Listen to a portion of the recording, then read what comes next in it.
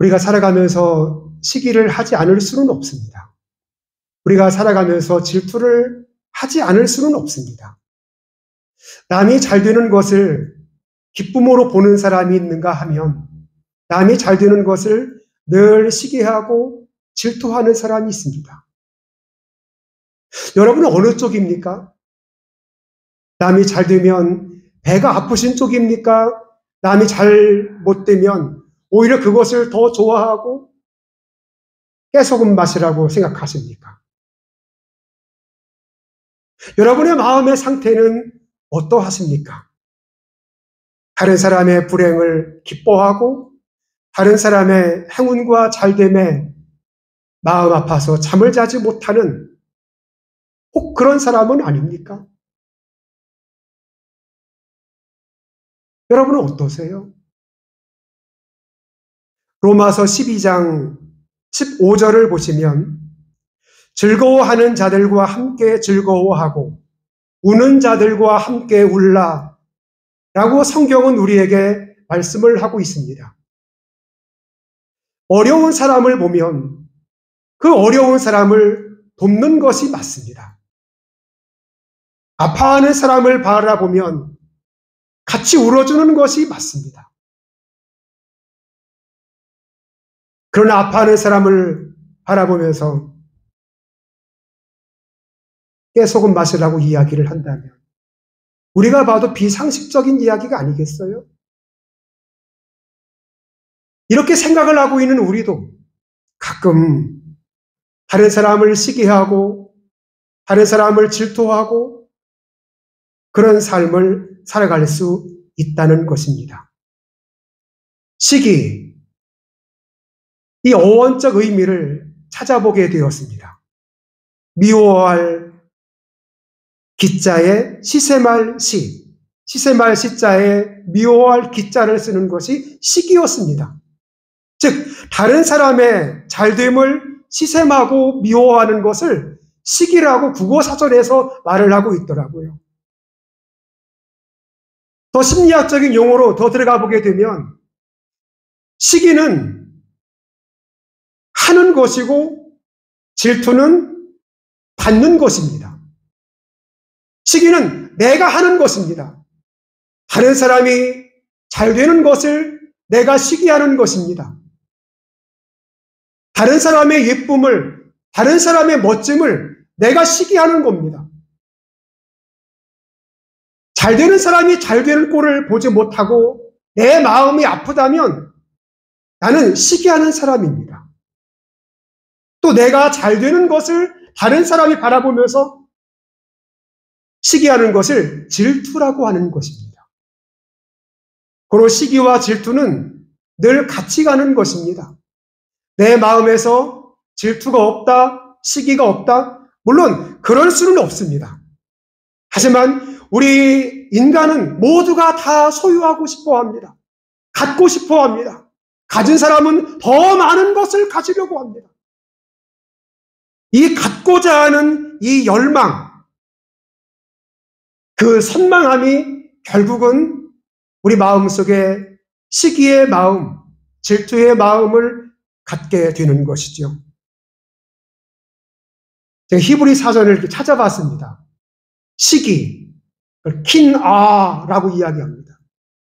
내 마음에서 열이 오르는 것입니다. 내 마음이 불타는 그 상태를 시기라고 합니다. 남이 잘 되어서 내 마음에 열이 오르고 있다면, 내 마음이 불타고 있다면 이것은 시기입니다. 텔레비전을 보거나 영화를 봐도 남편이 좋아하는 여자 연예인이 있을 거 아닙니까?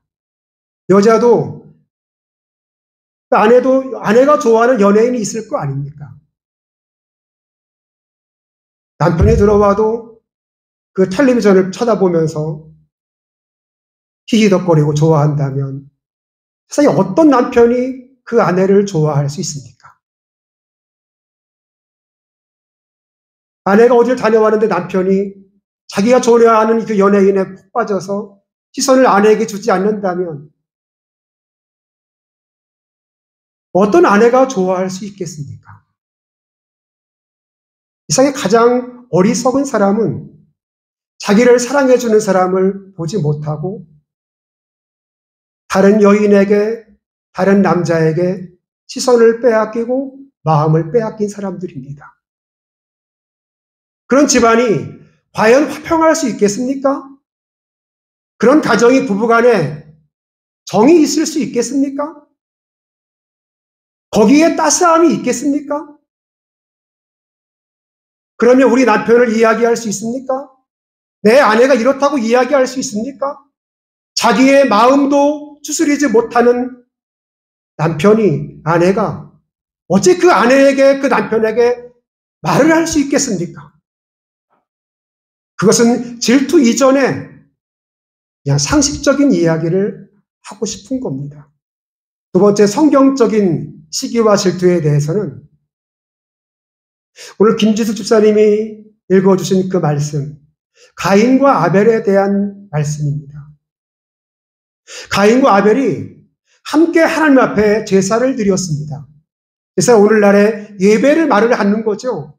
그 당시에는 소제, 즉 어떠한 곡식으로 드려지는 이런 제사법, 번제, 동물로 드려지는 이런 제사법, 또 전제, 다양한 제사법들이 있었는데 중요한 건 가인과 아벨이 하나님 앞에 제사, 즉 예배를 드리게 되었다는 거예요.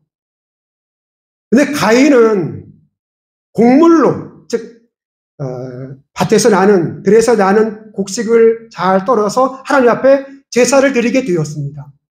아벨은 첫 태생의 양을 잡아서 하나님 앞에 드리게 되었습니다. 어떤 마음으로 하나님 앞에 제물을 드리느냐, 이게 중요한 거거든요. 하나님 앞에 감사하는 마음, 정말 고마운 마음으로 제사를 드리게 되면 그 제사를 받는 거 아니겠어요?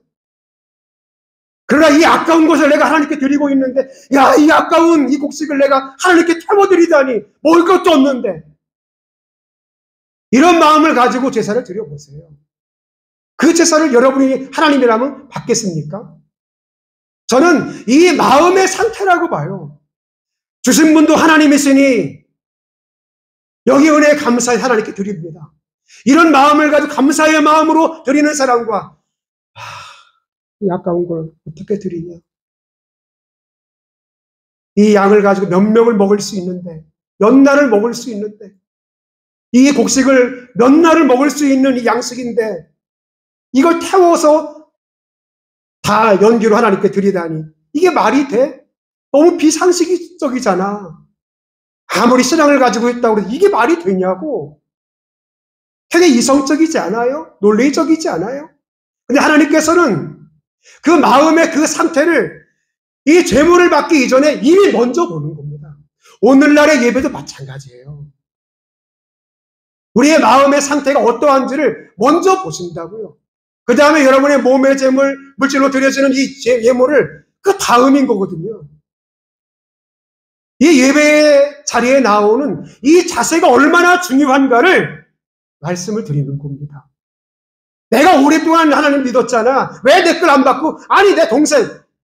이 마음에 성경은 이야기합니다. 가인이 분하여, 몹시 분하여 안색이 변하니 라고 말을 하고 있거든요. 이것은 지금 말하면 쌍욕을 하면서 달려드는 겁니다. 결국은 들에 나가 있는 아벨과 둘이 만나게 됩니다. 그리고 돌을 들어서 아벨의 머리를 찍습니다. 이게 최초의 살인사건입니다. 최초의 살인사건은 시기와 질투입니다. 그러면 시기와 질투의 끝은 어디인가? 죽음입니다. 이걸 잘 기억하셔야 돼요. 시기를 하게 되면 그 사람이 죽습니다. 질투를 하게 되면 그 사람이 죽어요. 죽어야 끝나는 게 시기이고 죽어야 끝나는 게 이게 질투예요, 여러분. 그것을 성경이 우리에게 말씀을 하고 있지 않습니까? 그리고 내 안에 있는 이 작은 시기, 아무것도 아니야. 이 아무것도 아닌 게 아무것도 아닌 게 아니고요. 죽어야 끝나는 게 시기의 끝이라고요. 남을 그 질투하고 그러는 거 아무것도 아닌 것 같지만 뭐 사람의 본능이야. 그렇게 자유할 수 있겠지만 아니요. 그 사람이 죽어야 끝나는 게 질투예요. 성경이 그것을 창세기 4장에서 이야기하고 있지 않습니까? 또 하나는 창세기 37장을 보시게 되면 요셉에 대한 이야기예요. 요셉이 그의 아버지에게 많은 사랑을 받습니다. 근데 그 형제들이 그 꼴을 못 봐요. 아니면 막내가 사랑받는 거 당연한 거 아닌가? 근데 그 형들이 계속해서 시기하고 질투하기 시작을 합니다. 37장 5절을 보시면 그들이 그를 더욱 미워하였으므로 8절에도 그를 더욱 미워하였고 11절에 그의 형들은 시기하여 시기와 질투가 가득 찬 그 형들의 모습을 봐요. 그러면 이 요셉이라고 하는 이 막내 동생을 어떻게 하느냐? 그래 결국은 웅덩이를 팝니다. 죽여버리겠다는 거거든요. 또 구출이 돼요. 끝은 어딘 줄 알아요? 상인들에게 팔아버려요. 여러분, 인간 최초의 인신매매는 요셉의 형제들이었습니다. 사랑을 다 받고 말이야. 혼자 다 받고 말이야. 좋은 옷지가 다 입고 말이야. 결국은 그의 형들이 18절을 보게 되면 죽이기를 꾀하여 근데 형제 가운데서 르우벤이 이야기해요. 그래도 우리 동생이잖아. 죽이지 말어. 죽이지 말아요, 형. 결국 그래서 이 동생을 상인들에게 팔아버려요. 시기와 질투의 끝. 미디안 상인들에게 팔고 다시 애굽 상인들에게 팔아버려가지고 우리나라도 아닌 다른 나라에 팔려가게 만드는 사건이에요. 뭐냐면 시기예요, 시기. 그의 형들은 시기하여 그의 아버지는 그 말을 간직해 두었더라. 그의 형들은 시기하여 사람의 시기가 아무것도 아닌 것 같아도 자기의 동생을 다른 사람에게 파는 인신매매의 끝을 보게 되는 것이 시기입니다. 내 안에 있는 작은 시기가 아무것도 아니라고요? 질투가 아무것도 아니라고요? 아무것도 아닌 게 아닙니다. 범죄하는 사람들이 왜 범죄를 하느냐? 결국 질투에 의한 거였습니다. 사람의 질투는 즉 자기 동생을 다른 나라에 팔아버리기도 하고 자기 동생을 죽이기도 하는 게 시기이고 이게 질투입니다. 사람도 다른 사람을 시기하고 질투할 때 왜 시기와 질투가 일어났는가? 비교 때문입니다. 사탄이 가장 좋아하는 것은 비교하는 겁니다. 내 남편과 다른 남편을 비교하는 겁니다. 사탄은 항상 그 뒤에 숨어서 그 짓을 하게 만듭니다. 내 아내와 다른 집 아내를 비교하게 만드는 겁니다. 속이 다 뒤집어지게 만드는 겁니다. 내 자식과 다른 집 자식을 비교하게 만드는 겁니다. 속을 다 뒤집어지게 만드는 겁니다. 이게 사탄이 하는 짓입니다. 그런데 수많은 부부들은 여기에 다 넘어갑니다. 비교를 해서 내 남편은 이런데 저 남편은 저게 좋고 내 아내는 이런데 저 아내는 저게 좋고 내 남편의 내 아내의 좋은 점을 보지를 못하는 거예요. 이게 사람이에요. 사람의 죄성은 늘 좋은 것을 못 보게 만들고 악한 영은 좋지 않은 것을 더 보게 만들어요. 이게 사탄이 하는 짓인데 우리는 이걸 알면서도 그대로 넘어가고 있어요. 오늘 드리는 이 말씀들을 잘 기억하시면 우리 청년 학생들은 보약을 먹는 겁니다.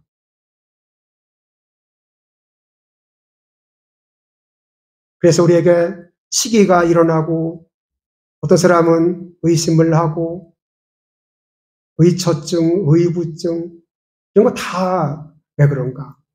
시기와 질투의 끝입니다.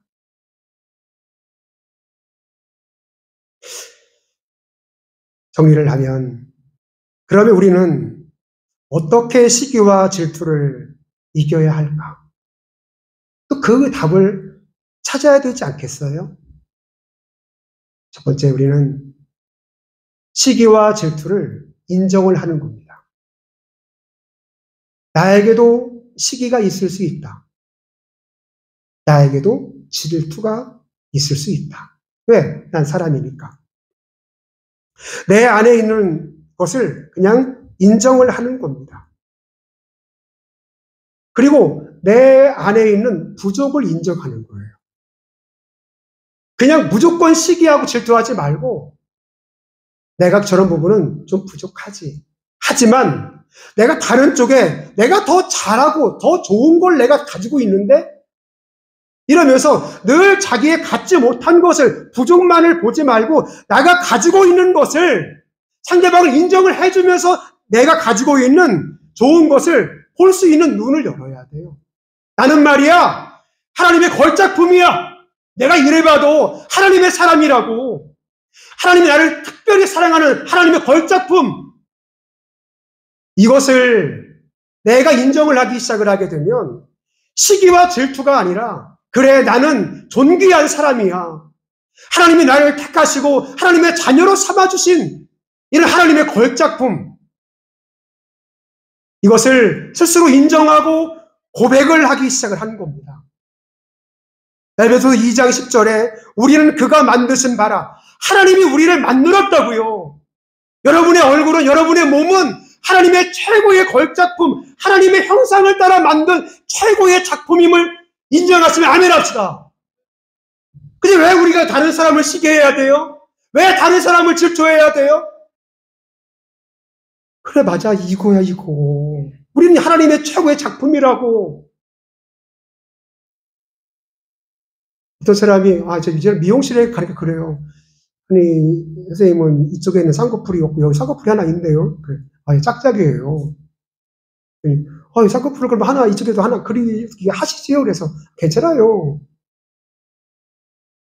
둘 다 쌍꺼풀이 있으면은 지나가는 여성들이 다 쫓아올 것 같아가지고 하나님이 나를 이렇게 한쪽은 쌍꺼풀이 있고 하나는 안 지게 만드는 것 같다고 그랬더니 세상에 그럴 리가 있나요? 나는 그렇게 생각하는데 그분은 그렇게 생각을 안 하더라고요. 최종 결론은 그렇습니다. 시기와 질투는 제 경험으로 말씀을 드리면 내가 정말 저 사람을 이렇게 시기하고 질투하고 그러잖아요. 그게 안 없어져요. 근데 어떻게 하면 이 시기와 질투를 극복할 수 있는가에 대한 답은 제가 가지고 있습니다. 그것은 그 사람을 위해서 기도해 주는 겁니다. 그러면 이 시기가 극복이 돼요. 그 질투가 극복이 돼요. 교회 성들 간에도 마찬가지예요. 그냥 질투만 하지 말고 그것은 내 마음에 그 사람에 향한 미움이 있기 때문에 질투하는 거거든. 내가 그 사람을 위해서 진짜 내 마음의 사랑을 가지고 품고 기도하게 되면 그 시기와 질투가 어느새 사라져요. 경험상 그래요. 그래서 그가 가진 것을 시기하고 질투하지 말고 그가 이룬 것을 시기하고 질투하지 말고 그럴 때 그 사람을 위해서 기도해 주는 거예요. 사랑의 마음을 가지고 기도할 때 그 시기와 질투가 사라집니다. 결국 이것은 다 영적인 것이기 때문이에요. 여러분, 시기가 일어나거든 그 사람을 위해서 하나님이 더 기도하라는 뜻으로 알고 그 사람을 위해서 기도해 주십시오. 그분을 위해서 기도해 주십시오. 그때 우리 안에 있는 시기는 눈 녹듯이 녹아지고 그 사람을 사랑을 하게 됩니다.